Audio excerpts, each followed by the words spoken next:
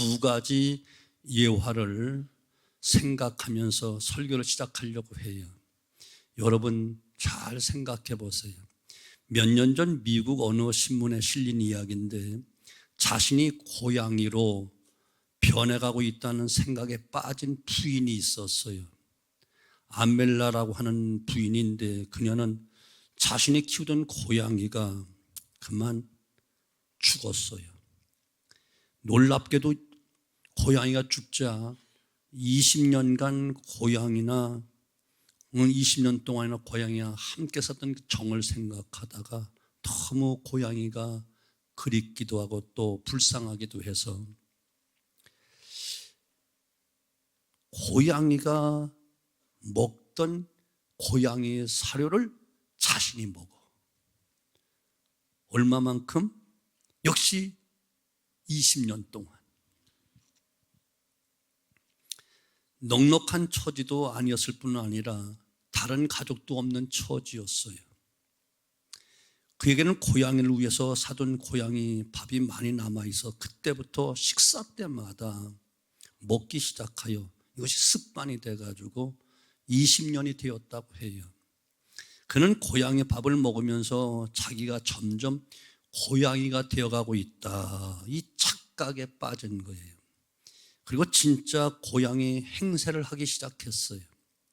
기분이 좋을 때는 고양이처럼 드렁드렁 소리를 내기도 하고 경계심이 들 때 치면 슉슉 하면 씩소리를 내면서 두려움을 표현하기도 했어요.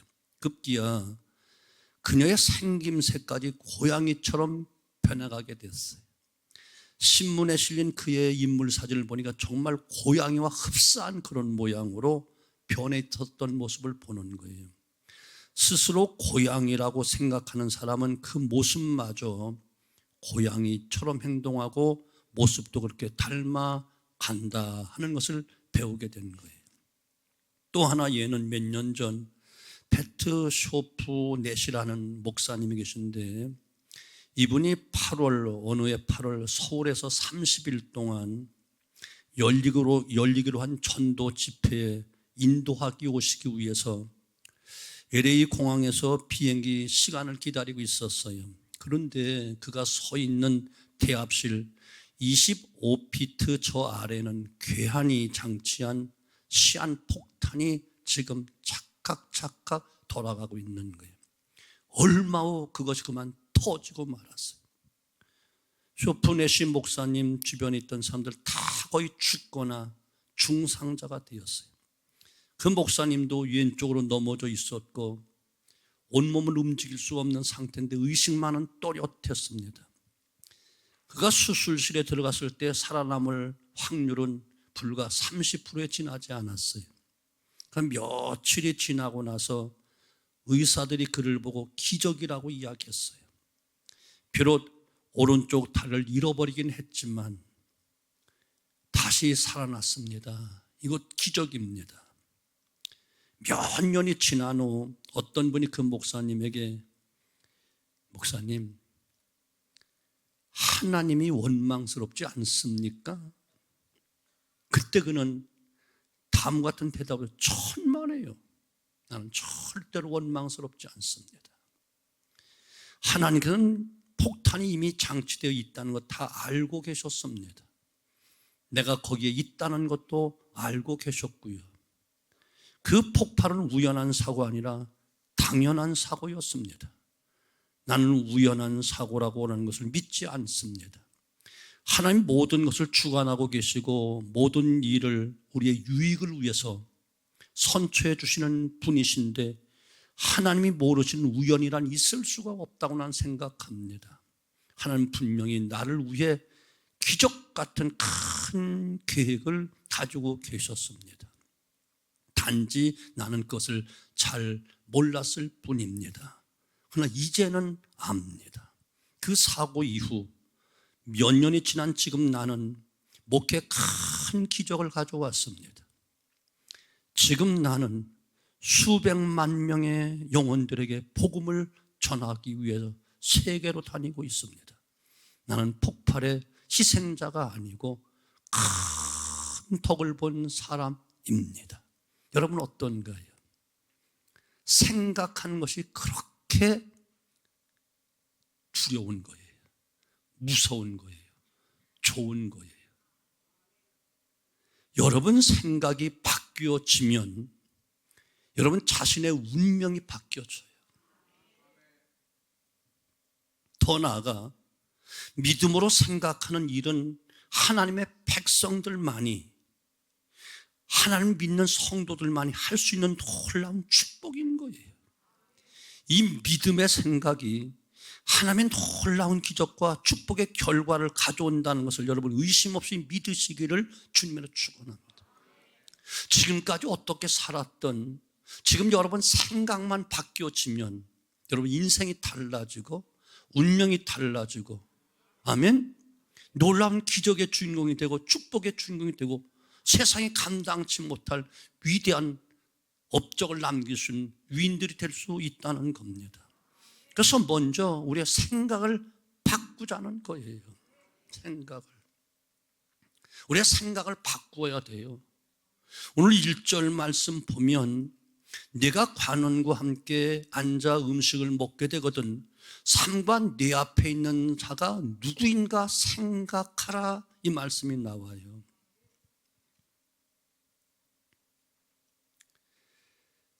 또 8절 가서 보면 내가 조금 먹은 것도 토하겠고 내 아름다운 밀도 헛된 대로 돌아가리라 말씀하고 있어요. 이 말씀은 오늘 말씀의 초점은 아닙니다. 1절부터 12절까지는 이 내용이 있고 13절부터 마지막 부분은 오늘 전하려고 하는 핵심이 있는데 서로 이야기를 해야 될 것 같아서 하는 거예요. 여러분 지금 여러분들이 매일같이 어떤 난 모르는 사람이, 어떤 직책 있는 사람이, 어떤 권력 있는 사람이, 어떤 사람이 맛있는 진수성찬을 사줄 때, 같이 밥을 먹을 때 야 맛있다, 배부르게 먹으면 좋겠다가 그것도 중요하겠지만 그 사람이 도대체 어떤 사람인가, 그 사람을 생각해 보라는 거예요.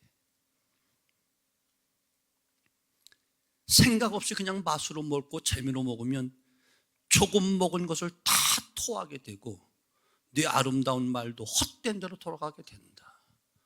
먹는 것 때문에 속지 말아라. 물질도 마찬가지예요. 4절 이하를 본 부자 되기를 애쓰지 말고 내 사사로운 지혜를 버릴지어다. 5절 내가 어찌 허무한 것을 주목하겠느냐. 정령이 재물은 스스로 날개를 내어 하늘나는 독수리처럼 날아가리라. 재물에 대한 바른 생각을 하라는 거예요. 여기서 말하는 재물은 뇌물 쪽을 이야기하는 거예요. 누군가가 여러분들에게 고마워, 잘 부탁해 하면서 무엇인가 뇌물을 줄 때 돈 받았다고, 돈 생겼다고 좋아할 것이 아니고 생각하라는 거예요. 이해가 되시죠? 우리가 이 땅에 살면서 이 두 가지만 잘 생각해도 큰 실수에 빠지지 않고 큰 함정에 빠지지 않아요. 아멘. 먹는 것에 미혹을 받으면 상대방의 그 올무에 걸리게 되어지고, 작은 물질의 뇌물에 걸리게 되어지면 반드시 다 쓰디쓴 아픔을 맛볼 수밖에 없는 거예요. 이해가 되시죠? 조금 전에 제가 먼 데를 가면 조금 운전하기가 저는 그북해 내비를 봐야 되는데 나는 왼쪽 오른쪽을 잘 구분을 못해. 그래서 다 이렇게 두 개인데 가려면 밥 먹는 쪽, 안 먹는 쪽, 이걸 생각해서 가야 돼. 종종 실수를 해요. 그래서 오늘도 혼자 갈까 하다가 사모가 걱정되는지 잊어버리면 또 찾아 나설 것 같으니까 가겠다고 그래서 그냥 같이 갔다 왔는데, 오늘 그 교회도 그렇고 오면서 사모하고 얘기했던 그것도 이 돈.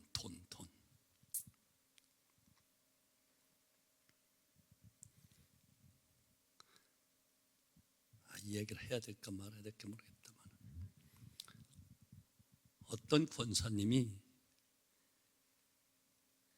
개인적으로 이렇게 선교를 몇 년 동안 했는데 이제 담임 목사님 목사님 마음껏 이제 한번 선교하시고 소신껏 하고 싶은데 하세요. 그쪽 선교지를 끊고 목사님께 드릴게요. 아니요, 그러지 마시고 목적 헌금으로 드리면 목적 있게 사용하겠습니다 라고 했는데 굳이 담임 목사에게 선교비를 준다고 주었대. 그래서 한동안 1년 동안 받았대. 그리고 선교를 하고 참 감사하다라고 했대. 그런데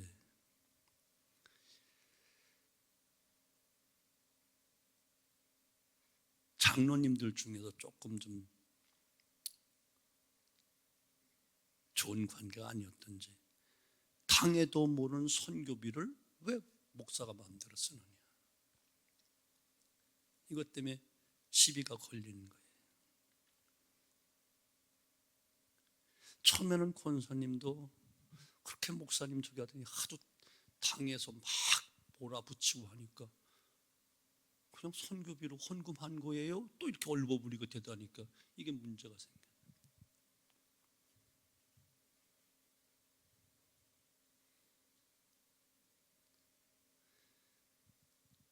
일산에 우리 교단에 교회 잘 진 목사님 목회를 잘 하시는 분이 있었어요. 김대중 대통령이 대통령 되기 전 미국으로 만명 갔을 때 어려운 시기에 잘 도와줬던 분이에요. 그분이 교회를 잘 짓고 김대중 대통령과 인맥도 있으니까 목사님 청와대도 모시고 갔었고 대통령 식사하는 자리에 같이 식사도 할 수 있었고 그만큼 많은 또 좋은 모습도 많이 봤대요. 그런데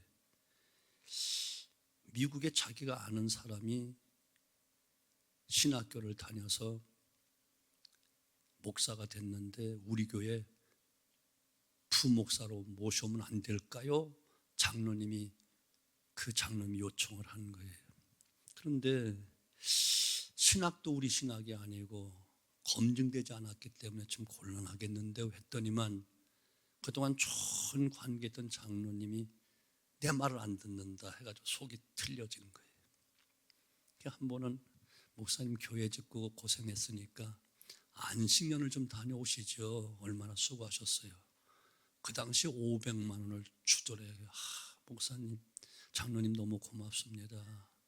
나를 이해해 주시고 이렇게 쉴 수 있도록 시간을 주시고 처럼 개인적인 돈을 주시니 감사합니다 라고 1년 갔다 오라는 걸 한 달인가 한 달 반 만에 돌아왔대. 그런데 교회 분위기가 한 달 만에 싹 바뀌었더래. 하면서 재직회를 소집해야 되겠다고 그러더래요. 그럼 뭐 급한 일 있는가 없어 하셔야지요. 한 달 동안 비워놨으니까 또 뭐 아직 사정도 또 무슨 일이 있는 게. 목사님, 이번에 안식년을 가면서 왜 교회 지출 내력이 명단이 없지요? 아니 장로님, 이건 제가 개인적으로 목사님 수고하셨다고 쉬었다 오시라고 드린 거 그렇게 주시지 않았습니까? 내가 그럴 이유가 없죠. 너무 충격을 받은 거예요. 그러니까 또 거기에 또 몇 명 또 이빨은 그 말 좀 하고 하는 그 똑똑하다 하는 집사들이 우리 교회 우리 집에 오셨을 때 신방 오셨을 때 제가 헌금했는데 왜 내력이 없지요? 아니 그때 집사님 목사님 토서비로 하면 토서비라고 줬잖아요. 내가 그럴 이유가 없지요? 여기서 한 사람 저기서 한 사람 얼마나 충격을 받았는지. 이렇게 내가 개척해서 교회까지 세워서 했는데 이렇게 나를 이럴 수가 있는가 싶어. 바로 사표를 내버렸어. 저 파주로 가서 다시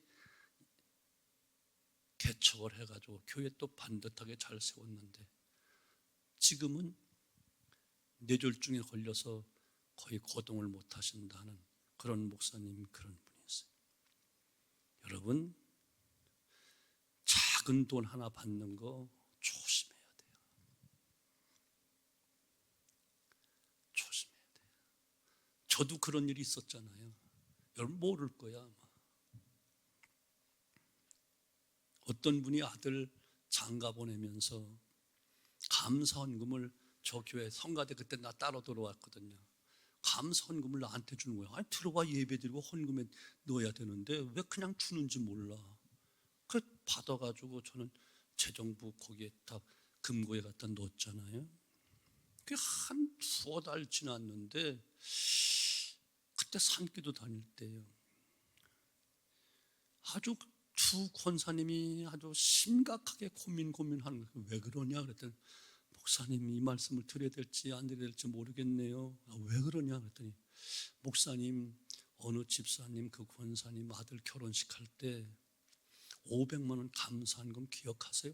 응, 감사헌금 했잖아. 근데 금고에 갖다 놓았는데 그 날짜가 있어. 근데 명단이 없다고 안 냈다고 그러는 거예요.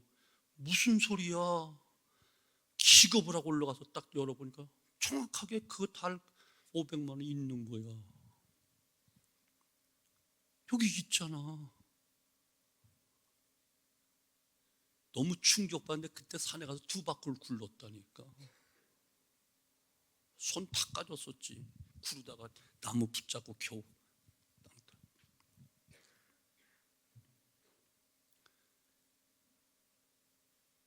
부인 되시는 분은 뉴질랜드 아들 자녀들 거기 방문한다고 갔고 남편 집사님만 있는데 김현수 장로님이 그때 재정위원장을 했을 때 그렇다는데 이것이 내가 생각이 잘 안 나서 또 헌금을 또 한 걸 내가 잊어버리고 있는 건지 아니면 내가 또 의심이 되는 거야. 내가 금고에 갖다 넣어놨는데 재정부원 중에 누가 손을 댔는가 별 생각이 다 들어가는 거야. 5만 가지 생각이. 김현수 목사님 제가 보증하겠습니다. 지금까지 한 번도 목사님 단 한 푼도 다른 건 몰라도 재정만큼은 절대로 철저하다는 단은 제가 보증하겠습니다. 그러는 거예요. 그래서 아니 그렇게 해결할 문제가 아닌 것 같아. 그래서 내가 사모하고 둘이 남자 집사님한테 지금 권사님 외국 가셨는데 요새 식사 제대로 하세요? 라고 하면서 제가 오늘 저녁에 식사를 대접하려고 그래요. 해가지고 좋은 고깃집으로 모셨지. 고기를 다 드신 다음에 집사님 혹시 아드님 결혼했을 때 감사헌금 하셨죠? 했지요. 얼마 하셨어요? 500만 원 하셨잖아요. 제가 목사님 드렸잖아요. 아니 그것은 다 아는데 혹시 또 그것 말고 또 별도로 또 저에게 주신 적이 있나요? 아니 내가 뭘 그렇게 실없이 두 번씩 하겠어요? 아니요, 한 번밖에 없어요. 저녁에 그날부로 전화를 했겠죠. 부인한테. 아니면 말고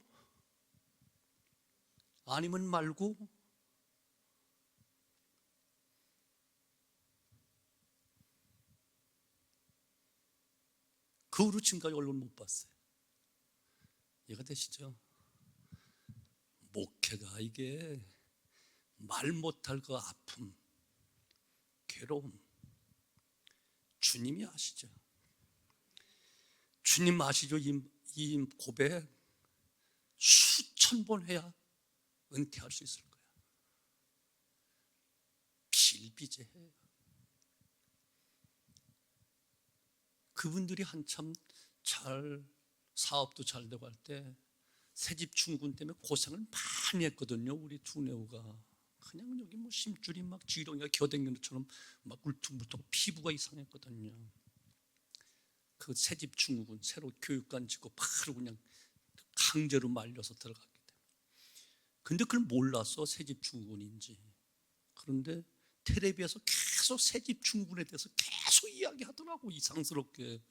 이게 새집 중군인가 싶어가지고 그때부터는 저 유아실로, 유치원, 선교원실로 다 옮겨 다니면서 밤에 자고 또 새벽이면 또 짐 보따리 싸가지고 들어오고 교인들 아니면 또 미안해할까봐 다 그렇게 몇 달을 살았어요.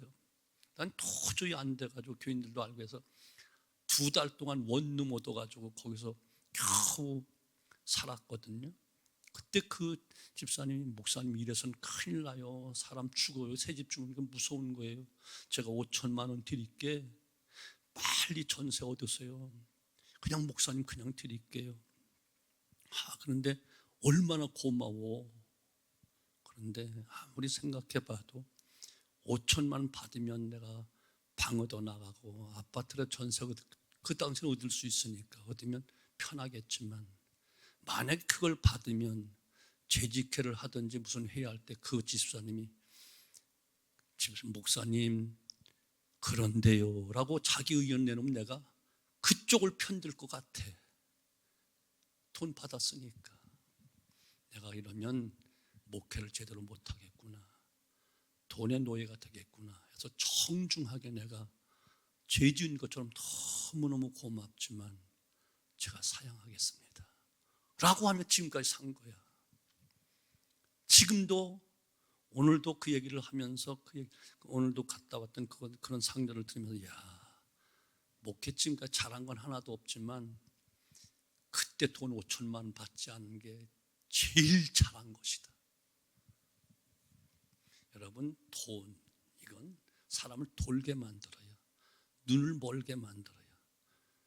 뇌물을 주고 누가 돈을 줄 때 그 사람을 생각하라. 성경이 이야기하는 거예요. 생각지 않은 음식을, 분에 넘는 음식을 사주며 공개한다 강제로 요청할 때는 생각해 보라는 거예요. 먹은 것 다 토할 수도 있다. 그렇게 달콤하게 하라는 말 전부 다 헛된 말이 될 수가 있다. 뇌물, 왜 허무한 것에 날아버릴 그것에 마음을 두느냐. 그래서 7절 말씀 되죠. 그 마음의 생각이 어떠하면 그 위인도 그러한지. 잘 생각해야 된다는 거예요. 성경에 생각이 2가지가 있어요. 골로새서 1장 3절 그러므로 너희가 그리스도와 함께 다시 살리심을 받았으면 위의 것을 찾으라. 거기는 그도께서 하나님 우편에 앉아 계시느라 위의 것을 생각하고 땅의 것을 생각하지 말라. 2가지 생각이 있는데 하나는 땅의 생각이고 하나는 위의 것의 생각이라는 거예요. 위에 속한 생각이 있고 아래 속한 땅에 속한 생각이 있다는 거예요. 그러면 땅의 생각은 어떤 것인가? 바로 음란한 일, 부정한 일, 사욕들, 악한 정욕, 우상숭배 같은 탐심에서 모두 다 나오는 땅의 것들이다 이야기하면서 갈라디아서 5장 16절 이하를 보면 육체의 소욕과 육신의 일이라고 이것을 표현하고 있는 거예요. 어떤 사람이 그랬어요. 내 위로 새가 날아다닐 수 있어요. 그건 어쩔 수가 없어. 그러나 그 새가 내 머리에 앉아서 둥지를 튼다면 이건 전적으로 내 책임이라. 이해가 되죠? 날아다니는 새들은 어쩔 수 없지만 내 머리에 앉아서 아예 둥지를 틀고 있다면 모두 내 책임이다. 그런 말이죠. 무슨 말입니까? 일시적으로 유혹은 누구든지 다 받을 수 있다는 거예요. 예수님도 이 땅에 계실 때 유혹과 시험을 받으셨잖아요. 이해가 되죠? 그러나 생각이 둥지를 틀어서 악한 일에 빠진다면 그것은 전적으로 내 탓이라는 거예요. 이해가 되시죠? 그래서 로마서 8장 6절로 7절 육신의 생각은 사망이요 영의 생각은 생명과 평안이니라.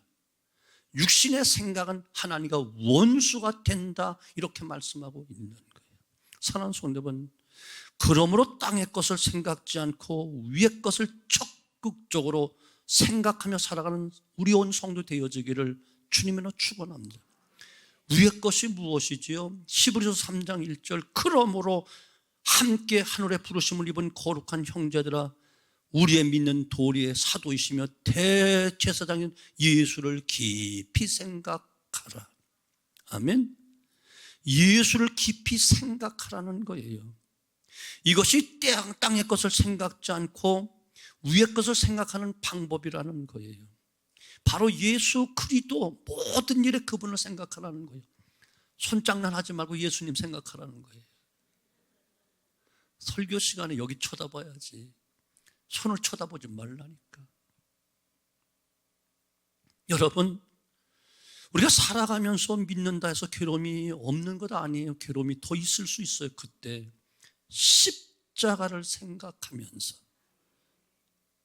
견디라는 거예요. 생활이 어려움이 있을 수 있어요. 광야에서 만나와 메추라로 풍성한 식탁을 마련해 주신 그 하나님을 생각하라는 거예요. 너무나 힘들고 고통스러운 이 세상을 살아갈 때 잠시 후에 우리를 위하여 예비하신 젖과 꿀이 흐르는 가나안 땅을 준비하듯이 천국을 준비하신 그것을 생각하면서 이기라는 거예요. 믿기 때문에 어려운 일 많고, 믿기 때문에 오해를 받을 수도 있고, 믿기 때문에 미움을 받을 수도 있고, 온갖 고통도 받을 수 있지만 주님 모진매를 맞으시고 핍박과 미쳤다 소리를 들으시고 침뱉김 당하시고 욕을 당하시고 십자가의 모진 고통을 당하신 주님을 생각하면 견디지 못할 것 없다. 이기지 못할 것 없다. 온 밤을 새워가며 땀방울이 땅에 던 빗방울처럼 금식하며 기도하며 안타깝게 마지막 사명을 감당하신 그분을 생각한다면 졸음 못 참을 것 없다. 이해가 되시죠? 아멘. 7절 태저 그 마음의 생각이 어떠하면 위인도 그러한지, 그가 너더러 먹고 마시라 할지라도 그 마음은 너와 함께하지 않는다. 마신 거 더 먹어 더 먹어하지만 마음은 너와 딴 생각을 갖고 있어. 이거 자유롭겠어, 어렵지 이거 가지고 써. 하지만 그것이 조만간 나에게 올무가 된다 생각하라는 거예요. 오늘 특별히 부모와 자녀에게 서로 대하는 생각이 있다는 거예요. 저는 오늘 여기에 초점을 맞추려고 해요. 시간이 많이 갔는데 어떡하지? 이거 설교 시작도 안 했는데. 그래서 은퇴 목사는 설교를 안 시켜야 돼. 젊은 목사는 설교가 싹박하고 간단하고 좋잖아. 그런데 늙은 목사는 말이 많아져. 시작도 안 했다니까. 13절 14절 자녀들을 키우고 교육할 때 엄하게 꾸짖고 매를 들라 이렇게 말하고 있어요. 아이를 훈계하지 아니치 말라. 책찍으로 때릴지라도 죽지 아니하리라. 그리고 책찍으로 때리면 그 영혼을 음부에서 구원하리라. 참으로 무섭게 교훈하고 있어요. 이렇게 자녀를 훈계해야 될 이유가 있다는 거예요. 이는 자녀를 영원한 저 지옥, 영원한 불못에서 구원하는 유일한 길은 이것밖에 없다는 거예요. 여러분, 요즘같이 자식을 애지중지하는 세상에서 이 말씀이 과연 얼마나 우리 삶에 적용될 수 있을까 생각해 볼 수 있어요. 그러나 선진국이라 하는 미국 사회에서도 제대로 된 집안에서는 자녀 교육을 얼마나 엄하게 하는지 아는 사람은 다 알아요. 왜냐하면 성경이 그렇게 가르치고 있고 이 길 말고는 내 사랑하는 자녀의 영혼을 저 음부에서 건질 방법이 어디에도 없기 때문에, 저는 15절부터 마지막 부분에 이르기까지 정리하면서 부모가 자녀에게, 자식이 부모에게 향하여 가져야 될 생각들을 한번 정리해 봤어요. 부모는 부모대로, 자식은 자식대로 서로 봉사하는 생각을 가져야 된다는 거예요. 먼저 부모가 자녀에게 하는 봉사가 있는데, 첫째, 양육하는 봉사, 부모가 해야 될 봉사예요. 이것은 부모가 1차적인 봉사입니다. 낳아서 튼튼하게 기르는 일입니다. 이것은 자녀의 앞날을 튼튼하게 구축하는 기초가 됩니다. 훌륭한 봉사자가 되기 위해서는 건강한 육체를 바탕으로 하기 때문에 그래요. 건강한 자녀를 기르기 위해서 여러분, 많은 영양가가 있는 그 음식 공급해 주는 일은 매우 중요해요. 그러나 그것보다 더 중요한 것, 먹이고 입히는 것보다 더 중요한 것, 부모님의 사랑, 부모님의 애정을 공급해 줘야 된다는 거예요. 먹는 것은 부모가 아니라도 혹시 굶지 않을 수 있어요. 고아원에서도 얼마든지 먹고 살아요. 그러나 사랑은 아무나 줄 수가 없어. 영양식을 공급받으나 사랑의 결핍으로 인해서 건강치 못한 인격, 건강치 못한 정신, 그것 때문에 평생을 괴로워하는 경우가 많이 있기 때문에 그런 거예요.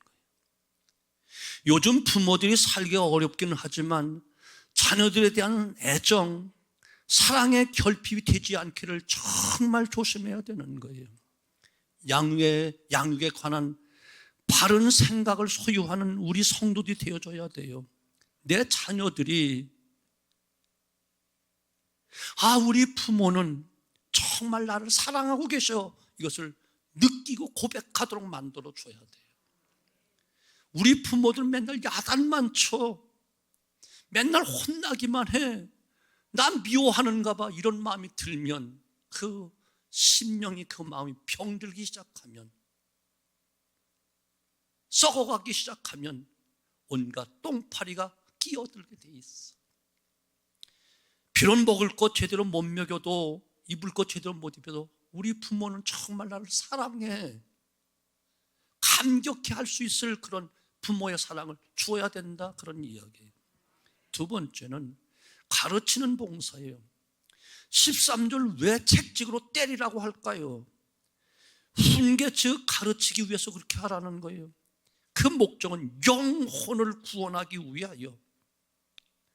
23절은 진리를 사고서 팔지 말며 지혜와 훈계와 명철도 그리할지니라. 즉 진리를 얻는 일에 온 힘을 다하여 투자해야만 되고, 어렵게든 진리의 하나님 말씀을 쉽게 세상 것에 바뀌어지지 않도록 철저하게 가르쳐야 된다는 거예요. 마치 예서가 장자의 명분을 팥죽 한 것을 바꾼 것처럼 그렇게 헛되이 팔아먹는 그런 자녀를 길러서는 안 된다는 거예요. 그리고 자녀들을 가르치는 데 있어서 가장 중요한 교육은 바로 신앙교육이요. 대학교 안 나와도 되고 대학원 안 가도 돼요. 그러나 신앙교육은 반드시 해야만 되고, 신앙교육의 교재는 철저하게 하나님 말씀이 되어져야 되는 거예요. 이것은 우리 부모들에게 하나님 주신 거룩한 사명이요, 부탁이요, 소원인 것을 믿으셔야 돼요. 이것이 무엇보다 우선되어야 된다는 거예요. 그러면 왜 성경을 가르쳐야 하는가? 성경은 하나님의 사람으로 온전하게 하는 능력과 선한 일을 행하기에 온전케 하는 능력이 그 속에 다 있기 때문에 그런 거예요. 교훈과 책망과 바르게 함과 의로 교육하게 유익하니, 그리고 성경 속에서 우리는 하나님을 배우기 때문에, 아멘, 하나님 앞에 정직하게 행하는 사람, 항상 하나님을 경외하는 사람이 되도록 가르쳐야 되기 때문에, 그래야만 만복이 그에게 임할 것이기 때문에 자녀 교육에 대한 바른 생각을 갖는 우리 온 사랑하는 성도, 특별히 부모님들 꼭 되시기를 주님의 축원합니다. 잘 먹여서 건강하게 하면 됐지, 대학교 학원 보내고 이러저러서 잘해서 대학교 들어가면 되지, 아니요, 그보다 더 중요한 것이 있다는 것을 기억하셔야 된다. 세 번째는 다스리는 봉사예요. 13절 책적으로 때리라고 말씀해, 그 느낌이 좋지는 않잖아요. 고상하지도 않고요. 그럼에도 이것을 우리 부모들에게 주신 그 놀라운 교훈은 다스림의 직무를 감당하라는 거예요. 하나님의 속성에 사랑과 공의가 존재하듯이 우리 부모들이 무조건 사랑하는 것이 아니라 엄한 훈계와 함께 그를 양육해야 된다는 거예요. 그 잠언서 26장 6절, 마땅히 행할 일을 아이에게 가르치라. 그리하면 늙어도 그것을 떠나지 아니하리라. 사랑을 가르치면서 동시에 엄한 훈계가 함께 있을 때 그 가르침은 늙어서도 그 아이의 삶을 지배하여 하나님께 영광 돌리고 부모의 기쁨이 되는 자녀가 되기 때문에 그런 것이에요. 그래서 우리는 양육의 봉사가 있고 교육의 봉사가 부모에게 있고 다스린 봉사가 있다. 자, 그럼 한 가지만 더 할게요. 이처럼 이젠 자녀들이 부모님에 대한 봉사가 있어. 부모가 자녀를 위해서 한평생 봉사해 준 것처럼 자녀들도 부모를 위해서 봉사해야 된다는 거예요. 이것이 바로 인륜의 기본 도리요 기초가 되기 때문에 그런데 두 가지 봉사예요. 첫째는 순종하는 봉사가 있어야 되는 22절, 너 낳은 아비에게 청종하고 내 늙은 어미를 경히 여기지 말지니라. 자녀들이 부모에게 봉사하는 첫 번째 덕목이 바로 순종이라는 거예요. 순종함으로써 부모에 대한 애정과 존경심을 표현해야 된다는 거예요. 부모를 슬프게 하는 것 중 가장 으뜸되는 것은 무엇이냐? 용돈 안 주는 게 아니에요. 불순종이 가장 부모를 슬프게 만드는 거예요. 아울러 우리 믿는 자녀들 둔 우리 부모들에게서 가장 기쁜 것은 우리 자녀들이 우리보다 나보다 하나님을 잘 섬기는 것, 이보다 더 큰 기쁨 없어. 성경 요한 3서 4절, 내가 내 자녀들이 진리 안에서 행한담을 듣는 것보다 더 즐거움이 없도다. 부모가 자녀들에게 여러 가지 기쁜 소식을 들을 수 있겠지만 가장 기쁜 소식은 우리 자녀들이 진리 안에서, 말씀 안에서, 믿음 안에서 잘 하고 있다, 이 말이 가장 좋은 소식. 죄를 멀리하고 하나님을 경외하고 말씀에 순종하는 생활을 하고 주님을 닮아가려고 무던히 애쓰고 노력하는 그 일을 볼 때 정말 이보다 더 큰 기쁨은 없다. 아멘. 우리 믿는 부모들의 가장 큰 슬픔이 무엇이겠어요?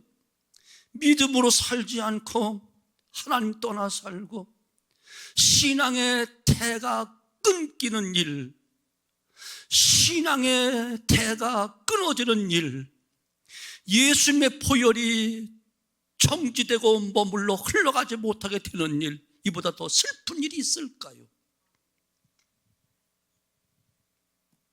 그건 상관없어.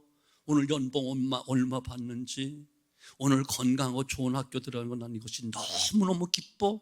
그러면 그 신앙 문제가 있는 신앙이에요. 부모들을 향한 순종에 관한 올바른 인식이 바로 세워지는 자녀 세대가 되어야 천대까지 복을 받고 영원토록 복을 받는 거예요. 다음은 한 가지만 더, 부모를 기쁘시게 하는 봉사. 25절, 내 부모를 즐겁게 하며 너 낳은 어미를 기쁘게 하라. 부모의 마음을 즐겁게 해주고 유쾌하게 해주는 자녀, 이것은 자녀들의 마땅한 도리라니까요. 그러면 언제 부모가 즐거워하지요? 15절과 16절, 내 아들아, 만일 내 마음이 지혜로우며 나곧 내 마음이 지혜로우면 나곧 내 마음이 즐겁겠고, 만일 내 입술이 정직을 말하면 내 속이 유쾌하게 되리라. 언제라고요? 자녀들이 모든 일을 지혜롭게, 성령이 주는 그 지혜를 가지고 지혜롭게 해결하는 걸 보면 너무너무 기쁘고, 바르고 정직하게 행하는 것을 보면 마음이 놓이고 마음속에 기쁨과 유쾌함이 넘치다는 거예요. 24절, 의인의 아비는 크게 즐거울 것이요 자식을 낳은 자는 그를 인하여 즐거울 것이니라. 즉 죄인이 되고 지혜로운 자가 되면 부모에게 기쁨을 줄 수가 없어. 마음의 근심이지요. 그러나 의인이 되어지고 의롭고 정직하게 살 뿐만 아니라 또 지혜로워서 모든 일을 잘 믿음으로 잘 감당하는 것을 보면 너무너무 기쁘다는 거예요. 용돈을 싸다 주는 것보다, 맛난 음식 사다 드리는 것보다, 비단 방석에 앉히는 것보다, 금은 보화로 입혀주는 것보다 정말 하나님을 믿어 의인이 되어서 믿음으로 살려고 노력하면 나는 너무너무 즐겁단다. 정말 말씀을 따라 지혜롭게 살고 성령의 능력으로 살면 이보다 더 행복할 수가 없다. 이것이 진짜 믿음의 분모들이에요. 26절, 내 아들아 내 마음을 내게 주며 내 눈으로 내 길을 즐거워할지어다. 부모의 삶을 기뻐하며 부모의 마음으로 중심으로 자랑하는 것이 부모를 기쁘시게 하는 거라는 거예요. 우리 자녀들이 나는 다른 것 없어도 상관없어요. 우리 부모님들이 하나님 믿는 그 마음 가지고 나는 살기를 원해요. 나는 내 눈에 보이는 부귀영화 원하지 않아요. 우리 부모님들이 믿는 보배로운 그 하나님 믿는 믿음을 나는 너무너무 자랑스럽고, 그렇게 믿음을 사는 우리 부모님 너무 존경스러워요. 이 말을 들어야 정상이라는 거예요. 이렇게 키우라는 거예요. 우리 자녀들은 이렇게 부모님들 신앙 본받고 바른 믿음으로 세상 죄악된과 짝하여 헛되이 살지 말고 부귀영화만 꿈꾸지 말고 모든 보배 중에 보배 되신 주님을 내 주님으로 믿고 고백하여 의인이 되어지고 성령이 주신 그 지혜 말씀 따라 모든 것을 믿음으로 승리하며 살아갈 때 이것을 보는 부모의 마음은 한없이 기쁘고 즐겁단다. 부디 바라기는 우리 온 성도들이 생각을 바로 해서 나와 함께 매일 앉아 먹고 마시는 그 사람들의 생각이 어떠한가 생각해 보고, 이유 없이 돈을 주고 이유 없이 내게 어떤 유익을 끼치려고 할 때 생각을 다시 한번 해보고, 이제 더 나아가 부모님들은 자녀들 위한 아름다운 생각으로 양육하고 교육하고 다스리고, 우리 자녀된 우리들은 정말 아름다운 생각으로 부모님께 순종으로 효도할 것을 생각하고, 아멘. 정말 잘 섬겨서 아름다운 가문, 복된 가문, 더 나아가 하나님이 기뻐하시고 우리도 기뻐하고 나도 기뻐하고 자녀들 기뻐하고 우리 가정도 기뻐하고 이웃도 기뻐하고 우리 자녀들과 함께 저들을 대하는 모든 삶 다 행복함을 던져주는 아름다운 의인의 삶, 복된 삶, 생각할 줄 아는 삶으로 살게 되어지기를 주님으로 축원합니다. 기도합니다. 아버지,